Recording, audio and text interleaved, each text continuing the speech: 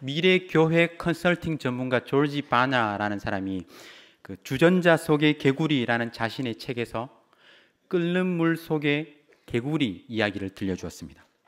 끓는 물 안에 개구리를 던져 넣으면 그 개구리가 뜨거운 물의 온도에 너무 놀라 바로 뛰쳐나온다고 해요.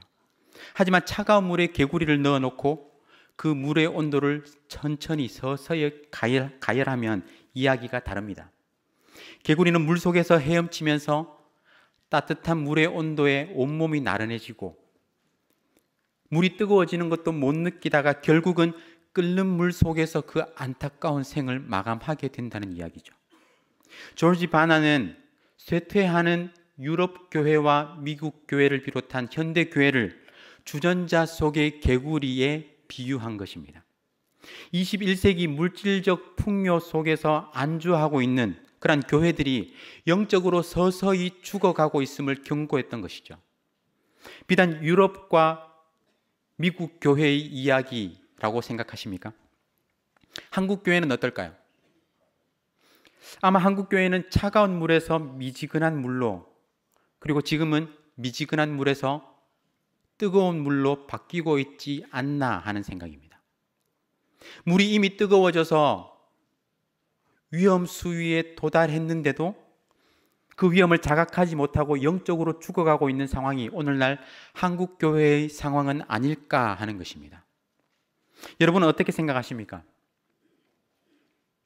하나님은 우리에게 말씀대로 살 것을 요구하시고 매 순간마다 하나님께서 지으신 자연을 통해서 그분의 말씀인 성경을 통해서 그리고 설교 말씀을 통해서 계속해서 우리에게 말씀하시는데 우리는 그것에 반응하지 못하고 무감각하게 지내고 있지는 않나 하는 것입니다. 그러한 무감각은 결국 서서히 끓어오르는 물 속에서 죽어간 개구리와 같이 우리의 영혼을 우리가 알지 못하는 사이에 서서히 죽이고 있다는 것이죠. 오늘 저는 본문의 말씀을 통해서 하나님의 엄중하고도 자비로운 경고의 말씀을 살펴보고자 합니다. 이 말씀을 통해 하나님의 말씀에 무감각한 자의 비참한 말로를 확인하고 하나님의 말씀 가운데 민감하게 반응하고 순종하는 저와 여러분 될 수 있기를 주님의 이름으로 축원합니다. 오늘 우리는 사무엘상 3장 10절부터 21절까지 말씀을 이렇게 읽어보았는데요. 이 본문의 말씀을 잘 이해하기 위해서는 그 이전의 상황들을 살펴봐야 합니다. 3장 1절부터 9절까지 말씀은 하나님께서 여호와의 전에서 잠을 자고 있는 사무엘을 부르시는 장면을 그리고 있습니다. 이러한 하나님의 부르심을 묘사하는 본문의 말씀은 아이 사무엘과 그리고 제사장 엘리를 아주 극명하게 대조하고 있습니다. 문학적으로는 대조법, 즉 서로 반대되는 내용을 부각시켜서 강조하는 거예요. 사실 히브리 성서의 이야기는 정교하게 짜여진 문학적인 특성을 가지고 있습니다. 성경이 문학이라는 말이 아니라 문학적인 특성을 가지고 있다라는 거예요. 문학적이라고 해서 허구적이라는 말도 아닙니다. 성경의 저자가 성경을 기록할 때 성령 하나님의 감동하심에 의해서 그 영감에 의해서 성경을 쓰면서 당시에 사용되었던 글쓰기의 그 문학적인 특성을 사용해서 성경을 썼다라는 말입니다. 예를 들면 글을 구조적으로 배열해서 자신이 말하고자 하는 것을 강조한다든지 비교와 대조를 통해서 효과적으로 중심 포인트를 드러낸다든지 단어의 반복을 통해서 강조 기법을 사용하고 비슷한 발음이 나는 그런 단어를 통해서 워드 플레이, 즉 언어 유희를 통해서 저자가 전달하고자 하는 의도를 효과적으로 문학적으로 그렇게 구성했다, 썼다라는 말입니다. 그래서 성경에는요 다양한 문학적인 장르가 나타납니다. 성경에는 이야기도 있고 노래도 있고 시도 있고 율법도 있고 묵시도 있고 예언도 있고 비유도 있고 여러 가지 장르가 있어요. 그래서 그냥 명제적인 진술로 자연에 하나님의 영광이 나타나 있다라고 하지 않고 시편은 무엇이라고 기록하고 있습니까? 하늘이 하나님의 영광을 선포하고 궁창이 그의 손으로 하신 일을 나타내는도다라고 이렇게 아름다운 시로 노래하는 거예요. 그래서 성경은 건전한 의미에서 문학 작품처럼 읽어야 합니다. 성경의 저자가 사실을 바탕으로 그 당시의 언어와 문법과 문학 기법을 가지고 문학적으로 표현했기 때문입니다. 이런 의미에서 위대한 기독교 지성인이자 변증가인 우리가 잘 아는 C.S. 루이스는 이렇게 이야기했습니다. 건전한 의미에서 성경은 결국 문학이므로 문학으로서가 아니면 올바로 읽을 수 없으며 성경 각 부분들이 서로 상이한 것은 각기 다른 문학 유형에 속하기 때문이다. 따라서요, 성경을 읽을 때는 허구적인 문학 작품으로 읽는 것이 아니라 문학적 표현을 사용해서 쓰여진 성경을 이해하기 위해서 문학적으로 읽는 거예요. 아침부터 너무 내가 쩍쩍거리니까 좀 이렇게 죄송한데, 오늘 본문의 배경이 되는 말씀에서도 이 성경의 저자는 두 인물을 대조시키면서 그리고 다양한 여러 가지 문학적인 표현을 사용해서 이 시대의 영적인 상황을 아주 적나라하게 묘사하고 있습니다. 3장 1절은 이렇게 시작하죠. 아이 사무엘이 엘리 앞에서 여호와를 섬길 때에는 여호와의 말씀이 희귀하여 이상이 흔히 보이지 않았더라. 말씀이 희귀하다라는 것은 말씀의 부재를 가리킵니다. 말씀의 부재는요, 이스라엘에게 선언된 저주와도 같았습니다. 왜냐하면 이스라엘에게 있어서 말씀은 곧 생명 그 자체였기 때문이에요. 여호와의 말씀은 그들을 살아가게 하는 힘이었고 그들이 존재하는 이유였습니다. 그런데 그 말씀이 희귀할 때였어요. 이는 2절에서 엘리의 눈이 점점 어두워가서 잘 보지 못하였다라는 말씀과 결코 무관하지 않습니다. 그 시대가 영적으로 깊은 침체기에 있었다는 사실을 암시하고 있는 문학적인 표현인 것이죠. 분명 엘리 제사장은 나이가 들어가면서 점차 앞을 보지 못하게 되었을 겁니다. 하지만 단순히 엘리의 그런 육체적인 상황을 표현하는 그런 글이 아니라 눈이 점점 어두워가서 라고 표현하면서 여호와의 말씀이 희귀해진 영적인 암흑기라는 것을 암시하는 것이죠. 아모스 선지자 아시죠? 뽕나무를 재배했던 아모스 선지자. 그 아모스 선지자는 마치 이 시대를 떠올리면서 북이스라엘을 향해서 경고했던 것 같습니다. 예언의 말씀을 전했던 것 같아요. 우리 다 같이 아모스 8장 11절 말씀을 한번 읽어볼까요? 시작. 주 여호와의 말씀이니라. 보라, 날이 이를지라. 내가 기근을 땅에 보내리니 양식이 없어 주림이 아니며 물이 없어 가람이 아니요 여호와의 말씀을 듣지 못한 기갈이라. 엘리의 눈이 점점 어두워진 것 같이 이스라엘 백성들이 여호와의 말씀을 듣지 못한 기갈에 허덕이던 그때, 소망이 없고 절망의 그림자만 짙게 드리운 그때 한 줄기 새 소망의 빛이 그들에게 비칩니다. 아이 사무엘이 하나님의 궤가 있는 여호와의 전 안에 누워 있었기 때문입니다. 하나님의 궤는 언약궤로서 하나님의 임재, 하나님의 함께 하심을 상징합니다. 제사장 엘리는 처소에 누워 있었지만 아이 사무엘은 언약궤가 있는 여호와의 전 안에 누워 있었습니다. 하나님 앞에서의 그 엘리와 아이 사무엘을 극명하게 대조하고 있죠. 3절에 보면요, 하나님의 등불은 아직 꺼지지 아니하였으며 라고 말씀하는데요, 여기서 하나님의 등불은 제사장이 초저녁에 불을 붙여서 새벽녘이면 저절로 꺼지게 놓아두었던 금촛대를 가리킵니다. 이 하나님의 등불이 아직 꺼지지 않았다라는 말씀은 아직 동트기 전이다라는 그런 시간적인 묘사일 수도 있지만, 성경 기자가 사용한 그 고도의 문학 기법을 고려할 때 또 다른 의미가 있습니다. 영적인 암흑기에 있는 그 이스라엘 백성들에게 너희들이 아직 포기하기엔 이르다, 너희들에게 아직 소망이 있다라는 것을 암시하고 있는 그런 문학적인 표현인 것이죠. 본문은 앞을 못 보는 이스라엘의 종교 지도자 엘리와 어둠을 물리치는 여호와의 등불과 같은 사무엘을 극명하게 대조하고 있는 것입니다. 엘리는 눈이 어두워 그의 처소에 누워 있었지만 사무엘은 등불이 아직 꺼지지 않은 여호와의 전 안에 누워 있었습니다. 엘리를 통해서는 어두운 절망밖에 바라볼 수 없지만 우리는 사무엘을 통해서 희망의 불꽃을 기대할 수 있습니다. 왜냐하면 그렇게 여호와의 전 안에 누운 사무엘에게 여호와의 말씀이 임했기 때문입니다. 제가 지난 학기에 베스트 성경대학 강의를 할 때였습니다. 고난의 파도 위에서 보드를 타라라는 이렇게 아주 기가 막힌 제목이었죠.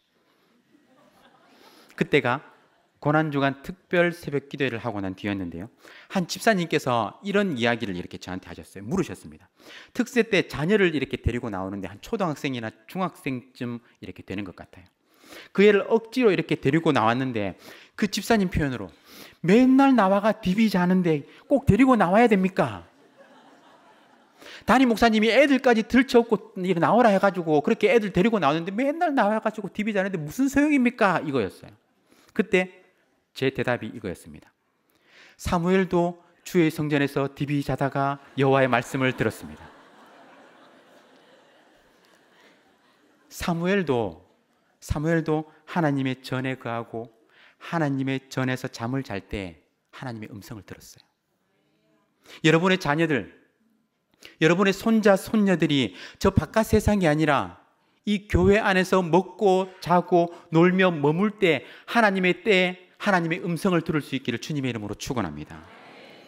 특세나 이런 금요 기복 때 성도님들이 가지고 나오는 기도 제목들이 있잖아요. 그런 기도 제목들을 보면 대부분이 자녀들에 대한 기도 제목인데 그 기도 제목 가운데서도 우리 아이가 하나님을 인격적으로 만날 수 있게 해주세요. 그런 기도 제목입니다. 그러기 위해서는 하나님의 말씀을 들을 수 있는 그 자리에 머물러야 하는 거예요. 그때가 언제인지, 하나님께서 부르시는 그 터닝 포인트가 언제인지 우리는 알지 못하지만 부모로서, 선생님으로서, 할아버지, 할머니로서 우리는 그들이 말씀을 듣는 자리에 머물 수 있도록 계속해서 권면하고 노력해야 하는 거예요. 사무엘이 여호와의 전에 누워 있을 때 하나님께서 사무엘을 부르셨습니다. 사무엘은 자다가 자신을 부르는 그런 소리에 엘리 제사장이 자신을 부른다라고 생각했습니다. 달려갔어요. 왜냐하면 사무엘이 아직 여호와를 알지 못하였고 여호와께서 아직 그에게 나타나지 않으셨기 때문입니다. 이 사무엘이 하나님에 대해서 몰랐다라는 말이 아닙니다. 여기서 알다라는 단어가요, 히브리어로 야다라는 단어인데 이 야다는요, 먼발치에서 보았거나 그냥 이름 정도를 알고 있는 그런 수준의 알다, 그것을 의미하는 것이 아닙니다. 자신이 직접 경험하여서 아는 거예요. 특히 많은 용례에서 남자와 여자가 한 몸을 이루어서 부부관계를 맺는 것, 속속들이 아는 것을 의미하는 겁니다. 사무엘은요, 하나님을 알고 있었습니다. 하나님께서 이스라엘을 애굽에서 구원하여 내셨고 광야에서 그 걸음걸음을 인도하셨으며 약속의 땅인 가나안을 선물로 주신 분임을 알고 있었습니다.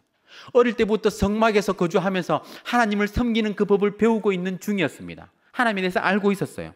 그런데 문제는 아직 체험적으로 하나님을 경험하지 못했다라는 거예요.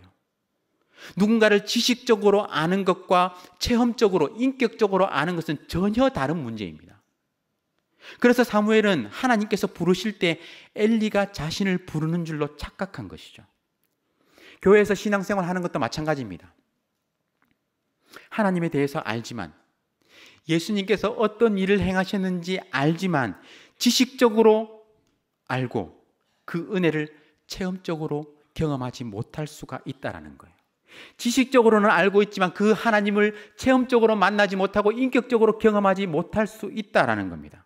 같이 신앙생활하고 있지만, 같이 예배 드리고 있지만 하나님의 은혜를 전혀 경험하지 못한 사람이 있을 수 있고, 아주 초보적인 단계의 은혜를 경험한 사람도 있고, 하나님의 사랑을 늘 경험하면서 은혜 위에 은혜를 날마다 경험하는 그런 사람들이 있다는 거예요. 그냥 교회 다니는 사람으로 머물러서는 안 됩니다. 그냥 교회 다니는 사람으로 머물러서는 안 됩니다. 욥이 내가 주께 대하여 귀로 듣기만 하였사오나 이제는 눈으로 주를 배옵나이다 라고 고백한 것처럼, 하나님을 단순히 지식으로 아는 것이 아니라 체험적으로 하나님을 만나 하나님과의 깊은 교제와 은혜를 누리는 저와 여러분 될 수 있기를 주님의 이름으로 축원합니다. 사슴이 목이 말라서 헐떡거리며 그렇게 시냇물을 찾아 갈급해하는 것과 같이 하나님의 말씀에 대한 그런 갈급함을 가지고 하나님 앞에 나올 때 하나님의 그 누르고 흔들어 넘치도록 채우시는 하나님의 놀라운 은혜를 날마다 경험하시길 주님의 이름으로 축원합니다. 사무엘이 자신을 부르는 소리를 듣고 엘리에게 달려갔을 때 엘리는 자신이 사무엘을 부르지 않았다고 했습니다. 사무엘은 다시 자기 자리에 가서 눕습니다. 그런데 이 일이 3번이나 반복이 돼요. 이때 비로소 엘리는 하나님께서 사무엘을 부르시는구나 알고 사무엘에게 이렇게 대답하라고 알려주죠. 여호와여 말씀하옵소서. 주의 종이 듣겠나이다. 아마 말씀이 희귀해지기 전에 엘리 제사장이 하나님으로부터 음성을 들을 때 그렇게 대답했던 것 같습니다. 드디어 사무엘은 하나님의 말씀을 듣게 됩니다. 사무엘이 들은 말씀은 바로 엘리 제사장에 대한 말씀이었어요. 이 당시 제사장은 하나님께 제사 드리기 위해서 특별히 구별된 사람이었습니다. 그렇다 보니 제사장은 사람들로부터 존경을 받는 위치였습니다. 특별히 육체적인 노동은 하지 않았고요. 제사를 드리고 남은 음식 중에 일부는 제사장의 몫이었습니다. 그들은 하나님께 제사 드리는데 예배 드리는데 온 힘을 다해야 했기 때문에 어쩌면 이러한 특권과 대우는 당연한 것이었습니다. 하지만 이러한 제사장의 특권의식과 편안한 삶은 엘리 제사장으로 하여금 자신의 삶에 안주하면서 자신의 본분조차 망각하게 만들어버렸어요. 하나님의 말씀에 귀 기울이고 민감하게 반응해야 하는 제사장이 점차 하나님의 말씀에 무감각해지고 하나님의 말씀 가운데 반응하지 못하게 된 겁니다. 그 증거들이 오늘 말씀의 앞부분에 여러 차례에 걸쳐서 나오고 있어요. 사무엘의 어머니 한나가 사무엘을 낳기 전에 아기를 낳게 해달라고 간절하게 기도할 때 이 엘리 제사장이 어떻게 반응했습니까? 열심히 기도하는 한나의 모습을 보고는 술 취한 줄로 알고 막 꾸짖었습니다. 어디 성전에 술 취해 와가지고는 술주정을 부리느냐고. 얼마나 영적으로 눈이 어두워져 있으면 열심히 기도하는 것과 술 취해서 술주정하는 것, 그것을 분간하지 못하겠습니까? 그만큼 엘리 제사장의 영적인 눈이 어두워져 있었다라는 거예요. 그리고 엘리는 자신의 아들들을 하나님의 말씀대로 교육하는 데 실패했습니다. 아무리 제일 힘든 농사가 자식 농사라지만 제사장 그 엘리의 아들들이 행한 일들은 차마 입에 담기도 힘든 추악한 일들이었습니다. 성경은 분명히 이야기하고 있어요. 엘리의 아들들은 행실이 나빠 여호와를 알지 못하였다. 그 당시 하나님께 제사 드리는 방법은 이랬습니다. 백성들이 송아지나 양 이런 제물들을 가지고 왔을 때 그 제물들의 각을 떠서 기름을 태워서 하나님께 제사를 드렸어요. 그 후에 남겨진 고기는 솥에 넣어서 삶는 거죠. 신명기에 따르면 그 제물이 소이든지 양이든지 그 앞다리와 턱과 위는 제사장의 몫이었습니다. 그런데 엘리의 아들들은 이러한 율법을 지키지 않았어요. 사환들을 시켜서 3살 갈고리를 가져와서 그 솥에 찔러 넣어가지고 그 갈고리에 걸려 나오는 것은 무엇이든지 자신의 것으로 가져갔습니다. 성경에 보면 이러한 불법이 습관이 되었다라고 기록하고 있어요. 심지어 엘리의 아들들은 제물에 기름을 태워 드리기도 전에 하나님께 제사를 드리기도 전에 자신이 구워 먹을 고기를 요구했습니다. 오늘날의 그런 돼지고기로 이야기를 하면요, 수육이 아니라 생고기를 원했던 거예요. 이제 수육은 더 이상 지겨워, 질려. 나는 수육보다는 구워 먹을 생삼겹살을 원해. 그러니까 제사 드리기 전에 그거 다 가져와. 저도 개인적으로는 수육보다는 생삼겹을 좋아하긴 하지만 이 엘리의 아들들이 행한 것은요, 하나님께 드리는 제사를 멸시한 거예요. 이는 음식의 취향 문제가 아니었습니다. 하나님을 멸시한 거예요. 이 엘리의 아들들의 죄가 하나님 앞에서 심히 크다는 것은 성경에 분명하게 나와 있습니다. 엘리의 아들들의 죄는 여기서 그치지 않습니다. 하나님께 예배드리는 장소에서 시중 들던 그 여인들을 희롱하고 그 여인들과 동침하는 무서운 죄를 저질렀습니다. 모든 죄가 심각하지만 리더들, 하나님의 말씀을 맡은 자들의 죄는 더욱더 심각합니다. 하나님의 영광을 더 크게 가리기 때문이에요. 하나님의 이름을 욕되게 하고 복음 전파를 가로막기 때문입니다. 엘리의 아들들의 죄는 이스라엘 백성, 모든 백성들에게 소문이 나서 결국은 아버지 엘리에게까지 들리게 되었습니다. 하지만 엘리는 그러한 자식들의 죄악을 알고도 적당히 타이르는데 그쳤습니다. 성경은 이렇게 표현하죠. 24절 말씀입니다. 내 아들들아 그리하지 말라. 내게 들리는 소문이 좋지 아니하니라. 여호와께 제사 드리는 것을 멸시하고 회막문에서 수종드는 그 여인들을 범하는, 동침하는 그런 무서운 죄를 저지른 아들들에게 이렇게 타이른 거예요. 너무나도 완곡한 표현이죠. 쉽게 이야기하면 야야 너가 그렇게 하면 되겠냐? 좀 적당히 해라. 좀 조심해서 해라. 이 정도였던 거예요. 이러한 적당한 충고를 들은 그 아들들이 그들의 삶에서 변화가 있었겠습니까? 아니에요. 자기들이 해오던 대로 그렇게 변함없이 그렇게 살았던 겁니다. 이 모든 것의 원인은 바로 제사장 엘리가 하나님의 말씀에 무감각해진 것에 원인이 있습니다. 하나님의 말씀에 민감하게 반응해야 하는 제사장의 직분이었지만 그는 그렇게 하지 못했던 거예요. 그의 영적인 무감각은 하나님의 말씀에 무반응하게 만들었고, 그것은 결국 기도와 술주정도 분간하지 못하고 그의 아들들의 교육시키는 데 실패하고 죄에 대한 방관으로 그렇게 나타났던 거예요. 이에 반해서 성경은 사무엘을 어떻게 표현하고 있습니까? 어릴 때부터 하나님께 바쳐진 나실린으로 태어난 사무엘은 성소에서 하나님을 섬기며 자랐습니다.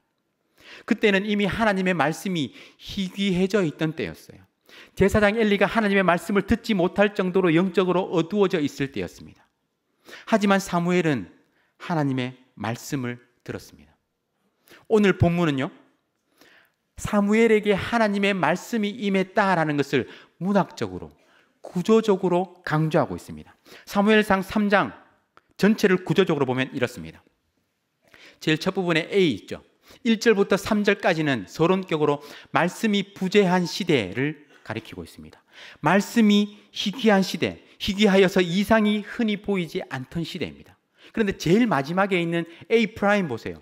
말씀이 충만한 시대, 19절부터 21절까지는 말씀이 충만한 시대. 여호와께서 사무엘과 함께 계셔서 그의 말이 하나도 땅에 떨어지지 않게 하시고 말씀으로 사무엘에게 자기를 나타내신 그 말씀이 충만한 시대를 그리고 있습니다. 그리고 B 4절에서 10절까지는요, 하나님께서 사무엘을 부르시는 장면을 그리고 있죠. 그리고 B 프라임의 15절부터 18절까지는 엘리가 사무엘을 부릅니다. 그리고 그 제일 중심에 있는 X 11절부터 14절까지는 사무엘에게 여호와의 말씀이 임했다라는 사실을 구조적으로 그를 배열해서 꽝 하고 치고 있는 거예요. 대칭 구조, 샌드위치 구조라고도 하는데요, 이렇게 대칭되는 내용들로 감싸 안으면서 가장 중심에 있는 내용을 강조하고 있는 겁니다.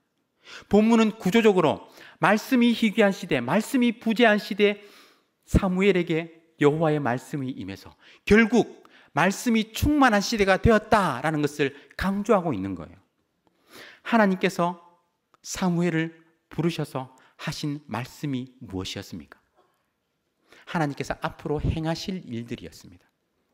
엘리는 자기 아들들의 죄악을 알고도, 그 끔찍한 죄악을 알고도 그들을 금하지 아니하였다.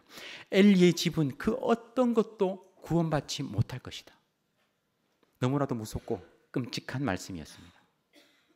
사무엘의 입장에서 이 말을, 자신이 들은 이 말을 엘리에게 전하기가 두려웠을 겁니다. 엘리 제사장님, 제가 지난밤에 하나님의 말씀을 들었는데 그 하나님께서 당신의 집안이 철저하게 망하고 죽어 없어질 것이라고 말씀하셨습니다라고 어떻게 이야기할 수 있겠습니까? 그런데 엘리는 진실을 원했어요. 과연 하나님께서 무슨 말씀을 하셨는지 알기를 원했습니다. 그래서 사무엘은 자신이 들은 그 말을 엘리에게 그대로 전하죠. 그런데 엘리 제사장의 대답이 정말 길이길이 역사에 남을 어리석기 그지없는 대답이었습니다. 18절이죠. 이는 여호와의 신이 선하신 대로 하실 것이니라. 무슨 말입니까? 여호와께서 하고 싶은 대로 하실 것이다 라는 말이에요. 이 구약 성경은 히브리어로 쓰여졌는데요, 이 원어에 가장 가깝게 문자적으로 번역한 성경이 영어 성경 NASB 성경입니다. NASB 성경은 이렇게 표현합니다. Let him do what seems good to him. 그에게 좋은 대로 그냥 하시게 둬라라는 말이에요. 세번역 성경은 어떻게 번역하고 있는지 아십니까? 그분께서는 뜻하신 대로 하실 것이다. 심지어 공동 번역은 이렇게 번역합니다. 야훼께서 하시는 일 어련하시랴. 에이 그냥 될 대로 되라지라는 식의 푸념 섞인 대답처럼 느껴지지 않으십니까? 하지만 정말 하나님의 말씀 가운데 민감하게 반응하는 자라면 그 자리에서 회개의 기도가 그 자리에서 터져 나왔어야 하는 거예요. 요시야 왕은 하나님을 떠난 백성에 대한 그 저주의 말씀을 듣고 들은 즉시 그 마음이 부드러워졌습니다. 연하여졌어요. 그는 여호와 앞에서 겸비하여서 회개의 표시로 옷을 찢고 통곡하면서 하나님께 기도했습니다. 이런 태도 앞에서 하나님은 그의 기도를 들으시고 그를 불쌍히 여기셨어요. 그리고 하나님께서 그의 마음을 바꾸셨습니다. 하지만 엘리는 어땠습니까? 하나님의 말씀을 듣고도 그는 회개하지 못하고 에이 될 대로 되라지식의 이런 푸념 섞인 대답은 그의 영적인 상태를 잘 말해주고 있는 거예요. 그만큼 엘리는 하나님의 말씀에 무감각한 상태로 있었고 민감하게 반응하지 못했던 것입니다. 둔감했던 거예요. 결국 엘리는 하나님의 언약궤를 빼앗기게 되고 그의 두 아들이 전쟁터에서 동시에 전사하게 되고 그마저도 목이 부러져 죽고 그의 며느리는 아기를 낳다가 죽게 되는, 정말 하나님의 말씀대로 그 집안이 철저하게 망하게 되었습니다.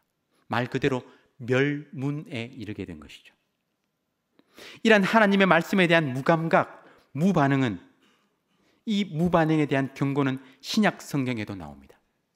예수님은 반응이 없는 이 세대를 비유로 이렇게 말씀하셨습니다. 마태복음의 말씀 다 같이 한번 읽어볼까요? 시작.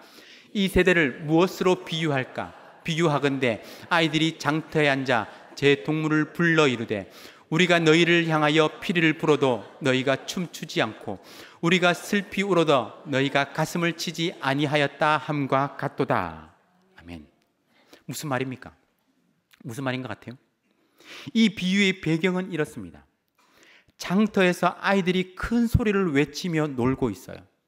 그런데 자세히 들어보니 한 무리의 아이들이 다른 아이들을 향해서 놀리는 그런 노래였습니다. 결혼식 놀이를 하자고 피리를 불어도 춤추지 않고, 장례식 놀이를 하자고 곡소리를 내어도 너희가 가슴을 치지 않는 거냐라고 하면서 어떤 놀이를 해도 이 핑계 저 핑계 대면서 그 가운데 놀이에 참여하지 않는, 반응하지 않는 그런 아이를 놀리는 그런 노래였어요. 예수님이 이 이야기를 들려주신 이유가 무엇일까요? 예수님은 자신과 세례 요한의 그러한 사역, 자신과 세례 요한의 그 외침 가운데 아무런 반응도 보이지 않는 그 유대인들을 향해서 경고하시는 그런 말씀인 겁니다. 세례 요한의 사역은 장례식에 비유할 수 있고요, 예수님의 사역은 결혼식에 비유할 수 있습니다. 세례 요한은 회개하라, 천국이 가까웠느니라 라고 외쳤습니다. 강력한 심판을 선언하면서 마치 장례식과 같이 가슴을 치면서 회개할 것을 촉구했던 거예요. 반면에 예수님은 구원의 왕이 여기 있으니 수고하고 무거운 짐진 자들아 다 내게로 오라 라고 말씀하셨습니다. 예수님은 천국의 기쁜 소식을 전하면서 마치 결혼식과 같이 그들이 기쁜 마음을 가지고 그 결혼식 가운데 참여하기를 호소했던 거예요. 하지만 문제는 결혼식이나 장례식을 열고 참여할 것을 요청했지만 아무도 반응하지 않았던 겁니다. 예수님은 하나님의 말씀을 들어도 그 가운데 반응하지 않는 백성, 회개하지 않는 백성을 향해서 안타까운 마음에 이렇게 말씀하신 겁니다. 우리가 너희를 향하여 피리를 불어도 너희가 춤추지 않고, 우리가 너희를 향하여서 슬피 울어도 너희가 가슴을 치지 않는구나. 이것이 이 세대를 향한, 우리를 향한 예수님의 안타까운 외침입니다. 반응이 없는 거예요. 워싱턴 대학교의 심리학 교수 존 가트맨 박사는요, 부부의 행복과 직결되는 요인을 연구했는데 바로 신호에 대한 반응이라고 보았습니다. 무슨 말이냐면 각 배우자는요, 상대방, 아내는 남편에게, 남편은 아내에게 관심을 얻고자 꾸준히 신호를 보낸다라는 거예요. 가트맨 박사의 실험을 우리의 상황에 조금 더 맞게 각색해서 설명을 하면 이렇습니다. 꽃을 너무 좋아하는 아내가 같이 남편과 함께 길을 지나가다가 길가에 피어난 아름다운 꽃을 보고 이렇게 이야기합니다.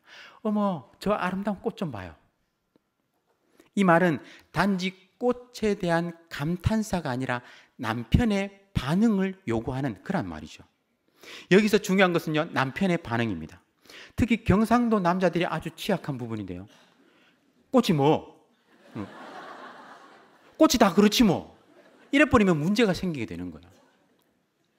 제가 진짜 이거는 설교 전까지도 이야기할까 말까 고민을 했던 부분인데요. 제 별명이 뭔지 아십니까? 만촌동 사랑꾼. 저는 그 반응이 없는 경상도 남자들 보면요, 너무너무 안타까워요. 뭐 제 아내가 들으면 또 뭐라고 할지 모르겠지만, 일단 아내 쪽으로 고개를 돌려서 꽃에 대해 반응한 사람은 아내의 신호에 대해서 관심과 지지를 보인 거예요. 교감을 한 거죠. 6년 후에 추적 조사를 해보니까 그 실험한 부부들 가운데 이혼한 부부가 있었는데, 그 이혼한 부부들은 실험 데이터를 보니까 33%만 배우자의 그 신호에 반응을 했더라는 거예요. 정서적인 소통을 원하는 신호 10번 중에 3번꼴로만 반응을 한 거죠. 반면에 6년 후에도 아주 건강하게 행복하게 함께 살고 있는 그 부부들을 보니까, 그 실험 데이터를 보니까 87%가 아내의 그러한 신호에 반응을 보였다는 겁니다. 하나님이 우리에게 원하시는 반응이 바로 이러한 반응이에요. 만약 하나님의 신호에 우리가 반응하지 못한다면, 아니 반응하지 않는다면 하나님과의 관계는 삐걱거릴 수밖에 없고 결국은 그 관계가 깨져버릴 수밖에 없는 거예요. 혹여 우리의 모습이 이와 같지는 않습니까? 하나님의 말씀을 듣기는 들어도 그 말씀에 반응하지 못하고, 아니 반응하지 않고 있지는 않나요? 하나님의 말씀이 우리에게 무엇을 원하시는지 알기는 알지만 그대로 살지 못하고 있지는 않습니까? 분명 그 말씀대로 살아가는 것 결코 쉽지는 않습니다. 하지만 노력해야 해요. 작은 것에서부터 노력해야 하는 거예요. 하나님의 말씀에 어떻게 반응해야 합니까? 저는 아주 기초적인 적용점을 여러분들과 나누고 싶습니다. 우리 다시 한번 주위 옆에 있는 분들과 이렇게 인사하실까요? 어렵지 않아요. 어렵지 않아요. 네. 먼저 첫 번째는요, 기초적인 적용점입니다. 첫 번째는 여러분의 입술부터 훈련시키시기 바랍니다. 담임 목사님께서 여러 차례 말씀하셨지만 우리 동신교회 성도님들은 아주 놀라운 이야기에도 별로 놀라지도 않아요. 이 우주에 별이 700개나 있다고 해도 그냥 뭐 시큰둥하게 두고 계세요. 말씀 선포되는 그 말씀 가운데 아멘으로 반응하는 것도 여러분들 적극적이지 않습니다. 하나님의 말씀 가운데 아멘이라고, 나도 그렇게 되기를 원합니다, 맞습니다, 옳습니다 라고 대답하는 그 아멘부터 여러분의 입술에 훈련시키시기 바랍니다. 지금 웃을 일이 아닌데요, 지금. 그러한 입술의 고백이 훈련될 때 삶의 변화가 시작될 수 있다는 거예요. 설교자들에게 더 힘을 북돋아 주라고 아멘 하라는 건 아닙니다. 사실 선포되는 그 말씀 가운데 회중들이 아멘으로 마음을 다해서 반응할 때 설교자로서 힘이 나는 것은 사실이에요. 하지만 말씀을 듣고 그에 대한 동의로 입술에서 터져 나오는 아멘은요, 하나님의 말씀에 대한 적극적인 믿음의 고백입니다. 마음에서부터 우러나오는 전적인 동의의 표현이며 믿음의 표현이기 때문에, 그리고 그러한 고백을 통해서 우리가 그 말씀 가운데 순종으로 나아갈 수 있기 때문에 우리에게 아멘이 필요한 거예요. 말씀 가운데 아멘으로 저도 그렇게 되기를 원합니다, 믿습니다라는 그 입술의 고백이 훈련될 때 여러분의 삶 또한 훈련될 것입니다. 하나님의 말씀대로 살아가려는 그런 작은 몸부림이 여러분의 그 입술로부터 시작될 수 있기를 주님의 이름으로 축원합니다. 두 번째는요, 말씀에 대한 반응은 입술로부터 시작해서 마음의 결단으로 나아가야 합니다.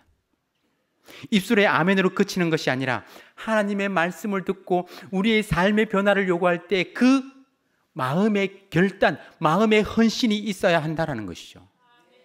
하나님의 말씀을 듣고 난 뒤에 여러분의 마음은 어떻습니까? 주일 설교 말씀을 듣고 예배가 끝나고 일어서는 여러분의 마음은 무엇으로 가득 차 있습니까? 빨리 차 빼러 가는 것인가요?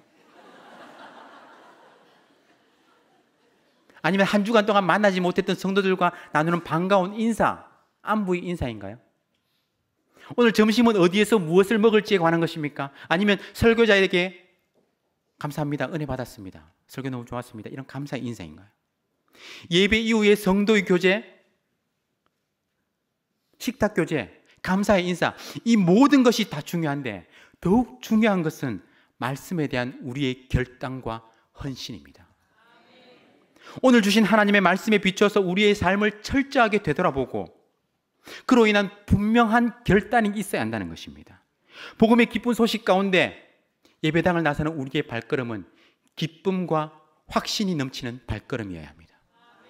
예수님의 그 명령 가운데 예배당을 나서는 우리의 발걸음은 사명자의 발걸음이어야 합니다. 우리의 삶을 변화를 요구하는 그 말씀 가운데 예배당을 나서는 우리의 발걸음을 철저한 변화의 발걸음이 되어야 한다는 것입니다. 여러분의 발걸음은 어떠한 발걸음입니까? 하나님의 말씀 가운데 반응하여서 철저한 결단의 발걸음을 내딛는 저와 여러분 될 수 있기를 주님의 이름으로 축원합니다. 마지막으로 우리는 말씀 가운데 실제 삶으로 반응해야 합니다. 우리의 삶으로. 하나님의 말씀을 들었을 때 그것이 나의 삶의 변화를 요구한다면 철저한 회개와 함께 내 삶을 변화시키고자 하는 그런 삶의 실제적인 노력이 있어야 한다는 거예요. 이것이 결코 쉽지는 않습니다. 3살 버릇이 80까지 간다고 하지 않습니까? 우리 삶에 자리 잡고 있는 크고 작은 죄의 습관들은 결코 한순간에 이루어진 것이 아닙니다. 나도 모르는 사이에 조금씩 내 삶을 잠식해 들어옵니다. 마치 서서히 끓어오르는 물 가운데 물이 뜨거워지고 있는 것도 모르는 개구리처럼 우리는 우리의 삶을 영적인 사망으로 이끌어가는 그 죄의 유혹 가운데 우리도 모르는 사이에 조금씩 우리의 삶의 자리를 그렇게 내어주고 있다라는 거예요. 어느 순간 우리는 그 죄 가운데 타협하고 안주하고 있는, 그 가운데 안주하고 있는 나 자신의 모습을 발견하게 되죠. 마치 엘리 제사장처럼 말이죠. 이러한 죄의 습관과 유혹들을 끊어내는 것은 결코 쉬운 일이 아닙니다. 하지만 그 가운데 머물러 있으면 죽습니다. 그 자리에서 뛰쳐나와야 하는 거예요. 하나님의 말씀을 들었을 때 아는 것으로 그치면 안 됩니다. 물이 뜨겁구나가